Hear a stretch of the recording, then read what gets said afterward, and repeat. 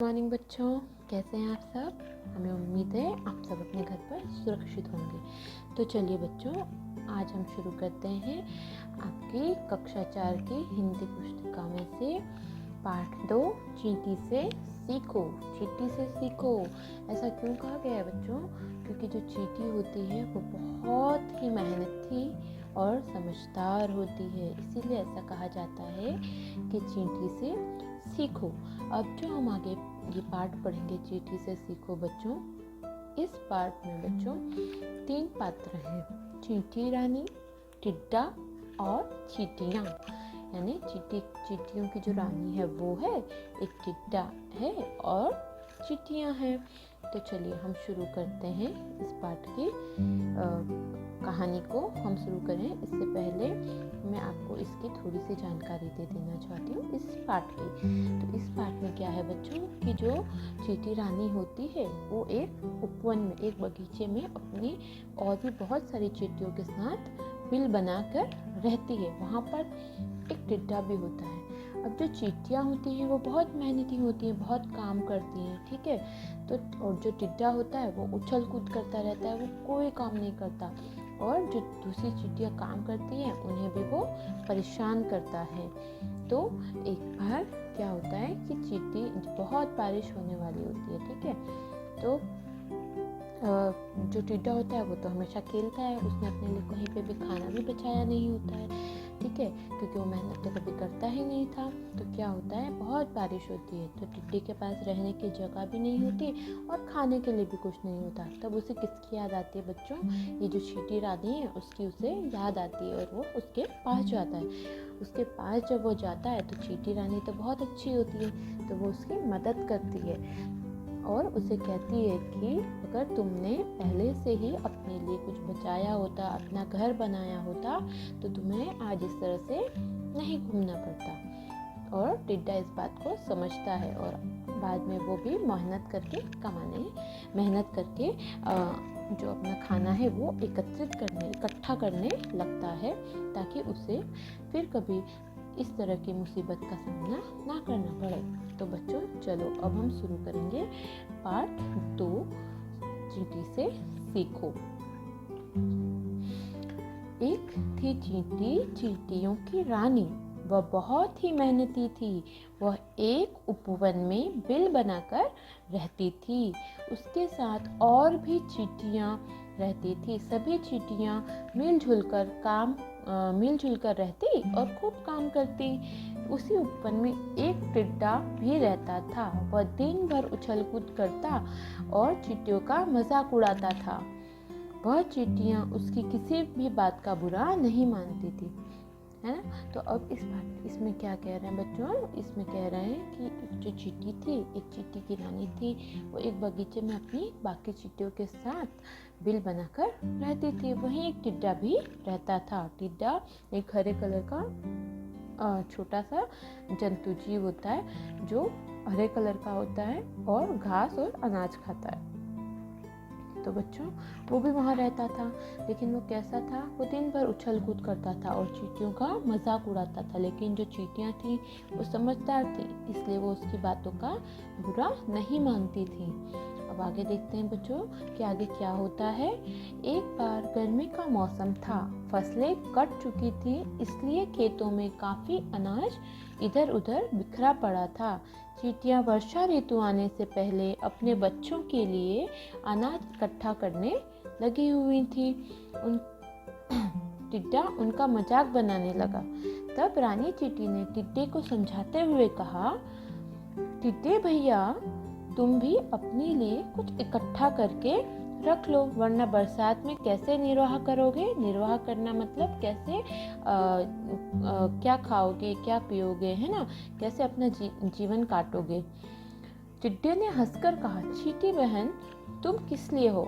यह कहकर टिड्डा उछलता कूदता वहाँ से चला गया। तो आगे क्या हुआ बच्चों कि जो चींटियाँ थी, ठीक है, गर्मी का मौसम था तो फसलें कट चुकी थी। गर्मी का मौसम होता है तो खेत में जो किसान होते हैं वो क्या करते हैं, फसलें जो अनाज उगाया होता है उसे काट लेते हैं। तो जब वो अनाज को काटते हैं तो क्या होता है, थोड़ा बहुत अनाज जो है वो इधर उधर बिखर जाता है। तो वही जो चींटियाँ थी वही सब अनाज को खेत में जाकर इकट्ठा कर कर अपने बिलों में ले आती थी। तो यही काम वो कर रही थी। तभी वो जो टिड्डा था वो उन चींटियों का मजाक उड़ाने लगता है और वहाँ पर चींटी रानी आ जाती है। तो चींटी रानी क्या करती है, वो टिड्डे को समझाती है कि टिड्डे भैया आप भी अपने लिए थोड़ा कुछ इकट्ठा करके रख लो, वरना जब बरसात का मौसम आएगा तब आपको खाने के लिए कुछ नहीं मिलेगा, फिर आप क्या खाएंगे, कैसे रहेंगे। तो टिड्डा क्या करता है, वो तो उछल कूद करता है, उसे तो काम करना अच्छा नहीं लगता, तो वो उनका मजाक उड़ा देता है और बोलता है कि चींटी बहन तुम मेरे किस दिन काम आओगे, और ऐसा बोलकर वो वहाँ से चला जाता है। फिर आगे देखते हैं बच्चों कि क्या होता है। एक दिन आकाश में काले काले बादल छा गए और मूसलाधार बरसात होने लगी। मूसलाधार का मतलब यहाँ पर बच्चों होता है बहुत तेज बारिश। कुछ ही देर में चारों तरफ पानी भर गया। चींटियां तो अपने अपने घरों में घुस गईं, पर जो टिड्डे का तो घर ही नहीं था। वह परेशान होने लगा कि वह किधर जाए, उसे कुछ समझ नहीं आ रहा था। तभी उसे रानी चींटी का ध्यान आया। वह रानी चींटी के घर गया और उसका दरवाजा खटखटाया, है ना। फिर क्या हुआ, एक दिन बहुत तेज मूसलाधार बारिश हुई। मूसलाधार का अर्थ होता है बहुत तेज, है ना। तो बहुत तेज बारिश हुई। तो क्या हुआ, सभी जो चींटियां थी वो तो सभी अपने बिल में चली गई। तो कौन बचा, टिड्डा। तो टिड्डे का तो कोई घर नहीं था, उसने तो कभी कोई मेहनत की ही नहीं, तो उसका घर नहीं था। तो उसने सोचा अब मैं कहाँ जाऊँगा, क्या खाऊंगा। तो उसे जो चींटी रानी थी उसकी याद आई और वो उसके घर चला गया। उसने उसका दरवाज़ा खटखटाया तो चींटी रानी ने दरवाज़ा, जब टिड्डे ने दरवाज़ा खटखटाया, ठीक है। तो अब देखते हैं आगे क्या होता है। रानी चींटी ने दरवाज़ा खोला तो देखा टिड्डा पूरा भीग गया था और ठंड से कांप रहा है। टिड्डा बोला, चींटी बहन मैं बिल्कुल भीग गया हूँ और मुझे ठंड भी लग रही है, क्या तुम मुझे अपने घर में थोड़ी सी जगह दोगी, मैं बारिश बंद होते ही चला जाऊंगा। रानी चींटी ने उसे आदर के साथ अंदर बुलाया। बाहर बारिश और जोर से होने लगी। टिड्डा भूख के मारे बेहाल हो रहा था। चींटी ने जब उसकी दशा देखी तो उससे उस पर दया आ गई। वह समझ गई कि टिड्डे को बहुत भूख लगी है। उसने उसे बड़े प्यार से भोजन खिलाया, है ना। जब वो दरवाजा खटखटाया तो क्या हुआ, चींटी रानी ने दरवाजा खोला तो टिड्डे ने क्या कहा कि बहुत बारिश हो रही है और मेरे पास रहने के लिए घर नहीं है, तो क्या चींटी बहन मैं तुम्हारे यहाँ रह सकता हूँ, जैसे ही बारिश खत्म होगी मैं यहाँ से चला जाऊँगा। तो जो चींटी थी वो तो बहुत अच्छी थी, तो उसने कहा, तो उसने बहुत ही आदर सम्मान के साथ टिड्डे को अपने घर के अंदर ले लिया। फिर जब उसने देखा कि टिड्डा बहुत भीग गया है, उसे बहुत ठंड भी लग रही है और उसे भूख भी लगी है, तो चींटी रानी ने क्या किया, उसे बहुत प्यार से उसे जो उसने अनाज इकट्ठा किया था उसमें से अनाज उसे दिया, उसे अनाज खिलाया, बहुत प्यार से उसने उसे रखा। फिर क्या होता है आगे बच्चों, चलो आगे बढ़ते हैं। टिड्डे को अपने व्यवहार पर शर्म आने लगी। उसने चींटी से कहा, बहन मुझे क्षमा कर दो, आज तुमने मेरी आंखें खोल दी हैं। मैं अब समझ गया हूँ कि कभी आलस्य नहीं करना चाहिए। यदि उस दिन मैंने तुम्हारी बात मान ली होती तो आज मुझे भी भूखा नहीं रहना पड़ता। आज से मैं भी अपने भविष्य के बारे में सोचूंगा, अपना घर बनाऊंगा, अनाज इकट्ठा करूंगा, इसके साथ साथ अपने बच्चों को भी मेहनत करना सिखाऊंगा। टिड्डे की बात सुनकर चींटी बहुत खुश हुई।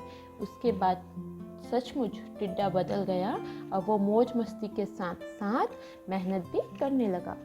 देखो फिर क्या हुआ, जब चींटी ने उसे अंदर लिया, खाना खिलाया, तो जो टिड्डा था उसको एहसास हुआ कि जो चींटी थी वो सही कह रही थी कि हमें मेहनत करनी चाहिए, है ना, ताकि भविष्य में, है ना, आने वाले कल में हमें तकलीफ़ों का सामना नहीं करना पड़े। तो टिड्डे ने बहुत सम्मान के साथ चींटी से कहा कि चींटी बहन तुम सही कहती थी, अब तुमने मेरी आंखें खोल दी हैं, है ना। मुझे सच मतलब जो सच है वो अब मैं जान गया हूँ। तो आज के बाद जो है मैं वो आलस्य नहीं करूँगा, आलस नहीं दिखाऊँगा काम करने में। और अपने बच्चों को भी मैं यही बात सिखाऊंगा कि हमेशा मेहनत करते रहना चाहिए। तो अब क्या हुआ इसके बाद बच्चों, जो टिड्डा था वो बिल्कुल बदल गया और वो मेहनत करने लगा। मौज शौक वो खेलता कूदता तो था ही, लेकिन खेलने के साथ साथ वो मेहनत भी करने लगा। ठीक है, तो अभी इस कहानी से हमें क्या सीख मिलती है बच्चों? इस कहानी से हमें सीख मिलती है कि हमें कभी भी समय बर्बाद नहीं करना चाहिए, कभी हमें आलस्य नहीं करना चाहिए और हमेशा अपने कार्य के लिए अपने लिए मेहनत करती रहनी चाहिए। ठीक है बच्चों, तो हमने ये पाठ का पठन भी किया और इसके जो कहानी थी वो भी हमने जानी। तो अब आप लोग इस पाठ का अपने घर पर फिर से बार पठन कीजिए ताकि आपको ये अच्छे से आप इसे पढ़ पाएँ और भी अच्छे से इसे समझ पाएँ। ठीक है बच्चों, तो थैंक यू। हम फिर मिलेंगे हमारे नए पाठ के साथ। तब तक अपना ध्यान रखिए और अपने घर पर सुरक्षित रहिए। Thank you.